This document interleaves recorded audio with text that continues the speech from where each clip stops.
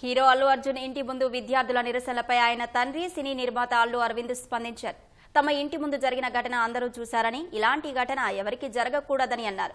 అందరూ సంయమనం పాటించాలి, అదే మంచిదంటూ ఆయన వెల్లడించారు. మీరు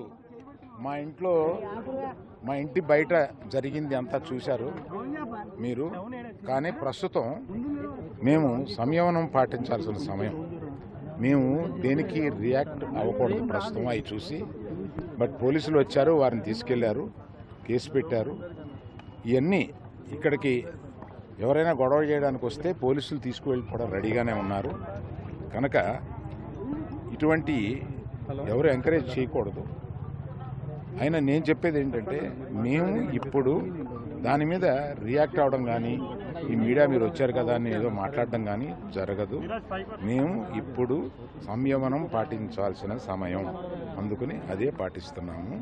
దయచేసి law it will take its own course. వాళ్ళందరినీ తీసుకుని వెళ్ళారు, కేసు పెట్టారు.